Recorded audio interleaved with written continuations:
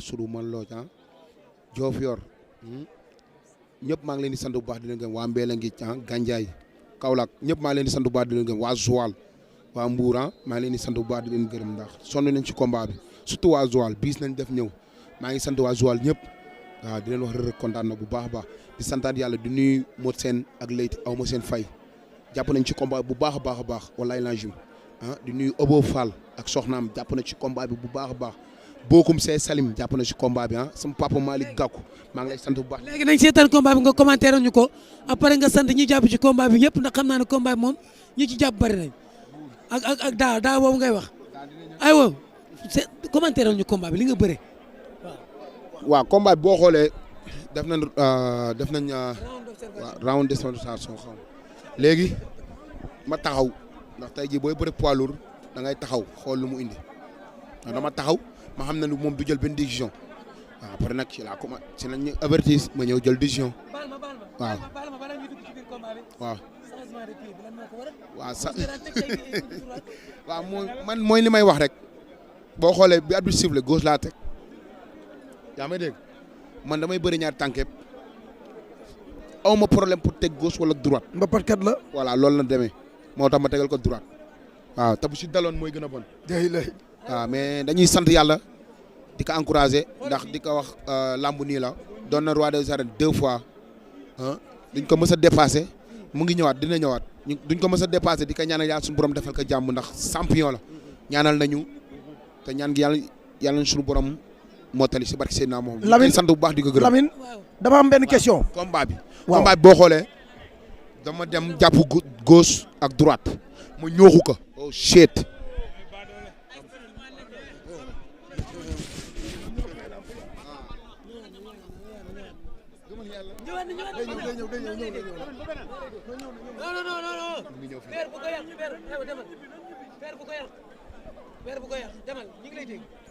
waaw mu ngi noonu jàppante bi.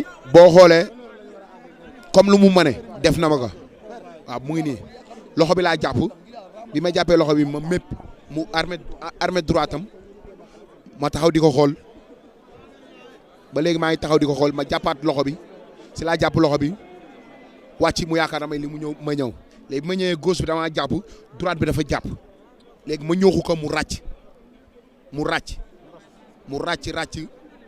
ma daw gën ko téye waaw bi ma ko téye suruxal na ma comme li mu bëggoon mais bi ma suruxalee résistance am nañ doole. doole doxul jàmm. voilà ndax tey jii léegi la préparé woon nañ ko léegi ma gën ko ñooxu mu wàccee bi mu wàccee léegi nag boo xoolee ma kalka léegi ma ko kalee fekk ma fa tànk ba léegi nag ma def ko benn pivot wëlbit léegi boo xoolee damay bëgg chaque jour gis na ma ko dóor tànk tuuti pour mu bañ a gis nga tànk bi mu manqué d'équilibre. waaw équilibre gis nga tànk bi noonu moo daaloog moom mu tëdd tànk jël bu rëy boo xoolee kenn mësu kaa daane nii ba toog si kawam waaw kon nag dañ ciy sant yàlla buur géwël di ñaan yàlla suñu borom defal ñu jàmm di ko ñaanal yàlla suñu borom tamit defal ko jàmm di nuyu sama boy awma seen fay Cheikh Birane Dëwur Koli Faye Dacia usine ñoom ñëpp awma seen fay Bukar sonn nañ ci combat bi ñun ak ñoom ñoo nekkoon Kër Massar ak waa Kër Massar yëpp waaw Sita bu Ngor waaw Rëg-Rëg ñu ngi lay ziar mon frère Rëg-Rëg daanaka ñu dem Bukar Diop c'est Bukar Diop la ñu dem Bukar Rëg-Rëg tey def nga exploité bu rëy waaw ku ne xam na ni instant bi grand contre petit moo xew dañu woon Omar Kane Rëg-Rëg bu daanee combat bii dafay dugg dans le cercle royal Rëg-Rëg est-ce que yaa ngi dégg li ma wax Rëg-Rëg su daanee combat bii dafay dugg dans le cercle royal raison bi tax mooy si Boy Niang 2 devient le nouveau roi des arènes Boy Niang 2 n'a pas le choix bëri na ak Tapha Tine bëri na ak Balla Gaye 2 du bëre ak Eumeu Sène du bëre ak Ama Baldé donc benn choix lay dese mooy bëre combat revanche wala bëre combat jànq entre yow wala Gris Bordeaux est-ce que Rëg-Rëg tey taxaw na pour diggante Modou Xarañ Lo ak Boy Niang 2 ku ci am ndam ñu jox ko Omar Kane Rëg-Rëg. waaw mooy li ma la war a waa Thiaré dañ maa yónni yàkkamte ma muy roi nañ ma yónni yàkkamte ma waaw kon nag pare naa si lépp waaw pare naa ku jël roi bi rek pare na. Baye Ndiaye annoncé na ne bu fekkee nangu jël avance su Gris Bordeaux. Gris ci boppam pare na pour bëre ak yow Baye Ndiaye bëgg na ko tëgg. dans 3 mois de mars 3 mois Père Palla loolu kay da nga koy jël mois de mars combat ñetti weer Père en Palla tout cas daal waaw li am solo daal bu ñu demee danañ waxtaan suñu biir. ñu ngi si. waaw ñu ngi préparé. waaw demee daal dinañ waxtaan. waaw ku ñu lamb boole rek dinañ bëre. waaw mais combat royal daal caare dañ maa yónni yàkkamti ma. waaw incha allah. mais Lamine dama bëggoon a poser question mais defe naa combat bi jàll na. amul problème li ma bëggoon ki mooy Reug Reug ku ne xam na ni mbapatkat la.